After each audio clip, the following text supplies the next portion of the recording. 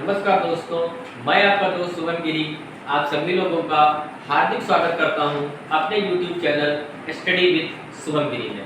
आज की जो हमारी ये क्लास है भारतीय राजनीति की क्लास है और चैप्टर नंबर 2 पर हम बात करेंगे। पिछले चैप्टर में जो हमने बात की थी तो भारत के संविधान में जो चीज़ें जहां से ली गई और जो अधिनियम बने, यानी कि भारत का संविधान एक नियमित क्रमबद्ध तरीके से जो बना, हमने उसकी चर्चा की।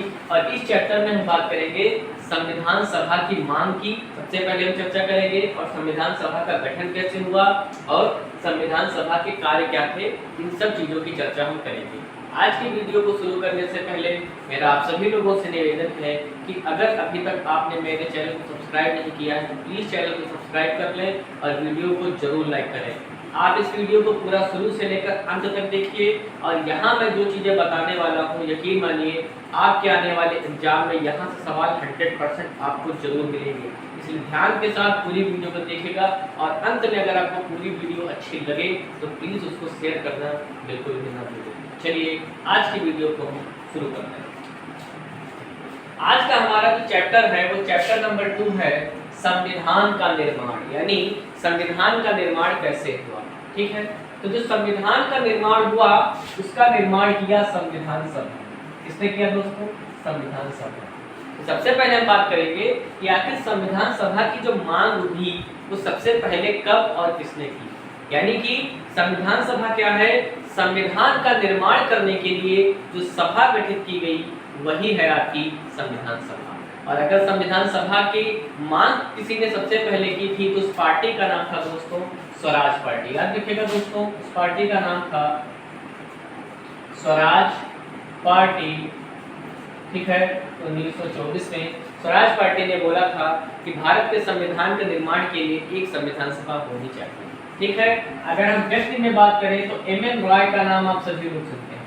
M.N. रॉय पहले ऐसे व्यक्ति थे जिन्होंने मांग की थी कि भारत के संविधान के निर्माण के लिए एक संविधान सभा होनी चाहिए और 1934 में इन्होंने संविधान सभा की मांग की थी। और मैं आपको M.N. रॉय के विषय में बता दूं, ये एक वामपंथी आंदोलन के नेता थे। ठीक है दोस्तों, वामपंथ को जो भारत में लाने का श्रेय दिया जाता है, उसे आगे बढ़ाने का जो श्रेय दिया जाता है वो M.N. रॉय को दिया जाता है दोस्तों। ठीक है, तो अगर पार्टी आपसे पूछेगा तो आप आंसर देंगे स्वराज पार्टी ने मांग की, और व्यक्ति विशेष से पूछेगा तो आप क्या बताएंगे? M.N. रॉय। ठीक है, इसके बाद अगर हम बात करें तो M.N. रॉय के बाद 1935 में आवश्यकता महसूस हुई कि कांग्रेस सबसे बड़ा मंच था जहां से लोग अपनी बात को अंग्रेज सरकार तक पहुंचा रहे थे। तो जब तक कांग्रेस नहीं संविधान सभा की मांग करेगी तब तक हम आगे कैसे बढ़ेंगे। इसीलिए 1935 में कांग्रेस ने आधिकारिक रूप से संविधान सभा की मांग की। ठीक है दोस्तों, तो 1935 में आधिकारिक रूप से कहा कि हमारे देश के संविधान के निर्माण के लिए एक संविधान सभा होनी चाहिए। और इसके बाद 1938 में लिखित रूप से पंडित जवाहरलाल नेहरू ने भी कहा कि संविधान के निर्माण के लिए एक संविधान सभा होनी चाहिए। ठीक है दोस्तों, अगर पूछ ले कि कांग्रेस ने आधिकारिक रूप से ब्रिटिश गवर्नमेंट से संविधान सभा की मांग कब की, तो 1935 में की। इसके बाद मैं बात कर रहा हूँ कि कांग्रेस और पंडित जवाहरलाल नेहरू ने जो ब्रिटिश गवर्नमेंट से कहा कि आप हमारे संविधान के निर्माण के लिए एक संविधान सभा का गठन करें, इस बात को अगस्त प्रस्ताव में स्वीकार कर लिया गया 1940। ठीक है दोस्तों, याद रखिएगा कि अगस्त प्रस्ताव कब स्वीकार हुआ?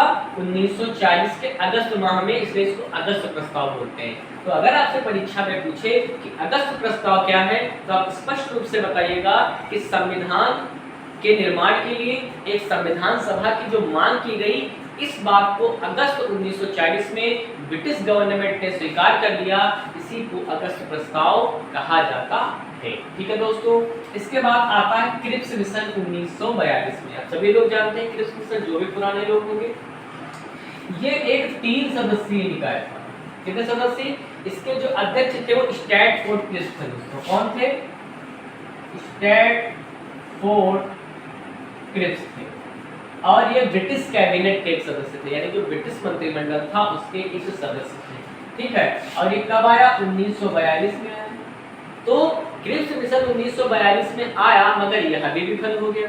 क्योंकि मुस्लिम लीग ने कहा कि भारत को दो स्वायत्त क्षेत्रों में बांटना चाहिए, यानी हम कह सकते हैं कि एक भारत और एक पाकिस्तान, और दोनों के लिए अलग अलग संविधान सभा बने, जिसके कारण जो क्रिप्स मिशन था वो दोस्तों वो विफल हो गया। और इसने ये भी रखा था कि उस समय आप सभी लोग जानते हैं द्वितीय विश्व युद्ध चल रहा था, और द्वितीय विश्व युद्ध इन्होंने बोला कि द्वितीय विश्व युद्ध की समाप्ति के बाद हम भारत के संविधान के निर्माण के लिए एक संविधान सभा का गठन करेंगे, जिसे एक उत्तर दिनांकित चेक की संज्ञा दी थी महात्मा गांधी ने, और बाद में जवाहरलाल नेहरू ने इसमें जोड़ दिया इसका बैंक ही नष्ट होने वाला था, यानी हमने आगे की तारीख का चेक दे दिया आपको, और किस बैंक का चेक दिया जो नष्ट होने वाला था, समाप्त होने वाला था। ठीक है, तो ये भी एग्जाम में सवाल पूछा जाता तो ध्यान रखिए। इसके बाद 1945 में आपका वेवेल प्लान आया। इनका भी यही रोल था कि हम जाएं और भाई मुस्लिम लीग को संतुष्ट करें, कांग्रेस को भी संतुष्ट करें, मगर ये भी दोनों दलों को संतुष्ट करने में असफल हो गए। हाँ, लेकिन इन्होंने रास्ता जरूर बना दिया आगे कि आखिर मुस्लिम लीग चाहती क्या है और आगे का रास्ता कैसे निकलेगा। तो भाई वेवेल प्लान भी जो था 1945 में वो भी असफल हो गया।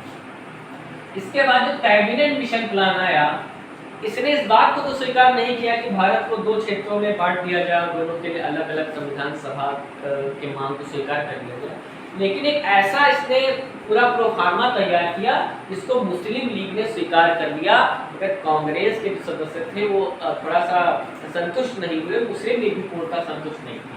तो हम कह सकते हैं कि जो कैबिनेट मिशन था वो अंततः सफल रहा, पूर्ण रूप से सफल नहीं हुआ। ठीक है दोस्तों, कैबिनेट मिशन कब आया? 1946 से सारी डेट याद रखिएगा। Cripps mission 42, Wavell plan 45, cabinet mission 46 और ऊपर अगस्त प्रस्ताव 1940। ये सारी डेट्स एग्जाम में पूछी जाने वाली डेट्स हैं। अब हम बात करेंगे संविधान सभा का गठन। ठीक है, अब ये तो सारी चीजें हो गई कि भाई संविधान सभा की मांग कैसे हुई, कैसे प्रक्रिया आगे बढ़ी, और अब हम बात करेंगे संविधान सभा का जो गठन था वो कैसे होता है। तो जो संविधान सभा का जो गठन हुआ, पहले तो ये याद रखिए नवंबर 1946। ठीक है दोस्तों, संविधान सभा का जो गठन हुआ वो नवंबर 1946 में हुआ, और अगर परीक्षा में नवंबर 1946 नहीं दे रहा है ऑप्शन में, तो आप क्लिक करेंगे 9 दिसंबर 1946, यानी कि जिस दिन संविधान सभा की पहली बैठक हुई। ठीक है दोस्तों, अगर नवंबर 1946 ऑप्शन में है तो आप इसी पे क्लिक करेंगे। और जो कुल सदस्य संख्या थी, यानी पूरे ब्रिटिश भारत ही नहीं, वह भारत भी जिस पर स्वतंत्र रियासतें कार्य कर रही थी, उनको मिला करके 389 सदस्य क्षेत्रों में इसको बांटा गया, यानी जनसंख्या के आधार पर इनका आवंटन किया गया। ठीक है, जिसमें से 296 सीटें जो थी वो ब्रिटिश भारत से आनी थी, और 93 जो सीटें थी वो देसी रियासतों से आनी थी, यानी कि 296 का चुनाव होना था, निर्वाचन होना था, और 93 जो सीटें थी वो मनोनयन द्वारा भरी जानी थी। मनोनयन का मतलब है कि 93 जो देसी रजवाड़े थे, यानी छोटे छोटे कई रियासतों को मिला करके एक रियासत बना दी गई थी 10 लाख की जनसंख्या के अनुपात में। तो ये जो राजा होता था, जिस रियासत का प्रमुख होता था, वो एक सदस्य को मनोनीत कर लेता था, यानी इलेक्ट भी थी और सेलेक्ट भी थी संविधान सभा। ठीक है दोस्तों, इसके बाद जब 296 देखिएगा, ध्यान रखिएगा, तो चुनाव होना है तो 296 के लिए होना है, 93 तो मनोनीत होनी है। ठीक है, अब देखिएगा जब चुनाव हुआ तो इसमें 208 सीटें भाई भारतीय राष्ट्रीय कांग्रेस ने जीती, 73 सीटें मुस्लिम लीग ने जीती, और 15 जो थे वो निर्दलीय सदस्यों द्वारा या छोटे समूहों द्वारा जीते गए थे। अगर आप सबको जोड़ लेंगे तो देख लीजिए 296 आपका आ जाएगा।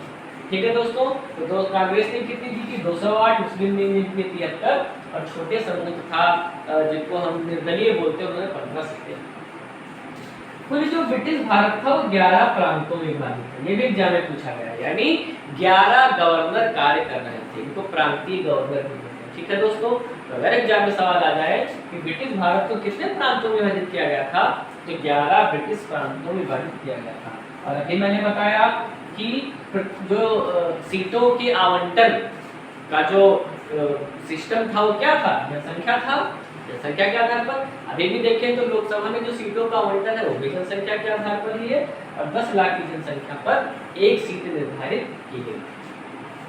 अगर हम बात करें संविधान सभा भाई निर्वाचित थी यानी इलेक्ट थी या सिलेक्ट थी, निर्वाचित थी या मनोनीत थी, तो यह आंशिक रूप से निर्वाचित थी यानी चुनी हुई थी। ये देखिए 296 में तो वह चुन करके आ रहे हैं ना, निर्वाचित होकर के आ रहे हैं, और आंशिक रूप से नामांकित थी, क्योंकि ये जो आपके 93 सदस्य हैं कैसे आ रहे हैं, ये नामांकित होकर के आ रहे हैं यानी मनोनयन द्वारा आ रहे हैं।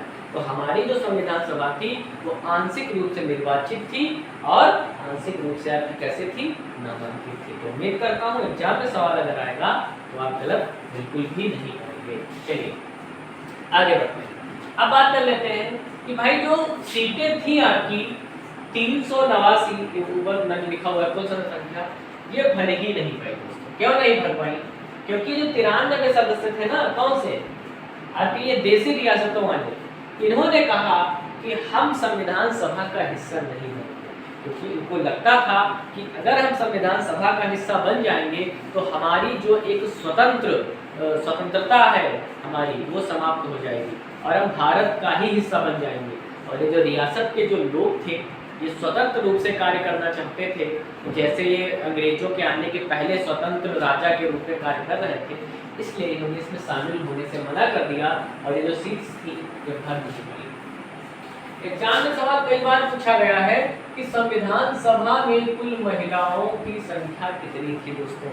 याद रखिएगा संविधान सभा में जो कुल महिलाओं की सदस्य संख्या थी वो 15 थी। तो बिल्कुल भी एग्जाम में गलत आप मत करिएगा, बहुत ही ज्यादा इंपॉर्टेंट क्वेश्चन है। इसके बाद कई बार एग्जाम पूछ लेता है कि भाई महात्मा गांधी शामिल थे या नहीं थे। तो संविधान सभा में ना शामिल होने वाले सबसे चर्चित व्यक्ति अगर कोई थे तो महात्मा गांधी। जैसे जब इस बात का प्रस्ताव रखा गया शामिल होने के लिए कि गांधी जी आपकी बहुत ज़रूरत पड़ेगी, आपके अनुभव की, आपके मार्गदर्शन की, तो उन्होंने बोला मेरा अनुभव और मेरा मार्गदर्शन मैं तब भी दे सकता हूँ मैं जब संविधान सभा का सदस्य नहीं भी हूँ। ठीक है, तो उनकी बात को भाई सब लोगों ने मान लिया और जो महात्मा गांधी थे वो संविधान सभा का हिस्सा नहीं बने थे। ये एक आश्चर्यजनक बात है। ठीक है, एग्जाम में सवाल पूछ लेता है कि भाई जो संविधान सभा के जो चुनाव संपन्न हुए वो कब संपन्न होते? याद रखिएगा जुलाई अगस्त 1946। कब? जुलाई अगस्त 1946 में संविधान सभा के जो चुनाव थे संपन्न हुए थे और नवंबर 1946 में संविधान सभा का गठन किया गया। ठीक है दोस्तों, अब हम बात करेंगे संविधान सभा के कार्य।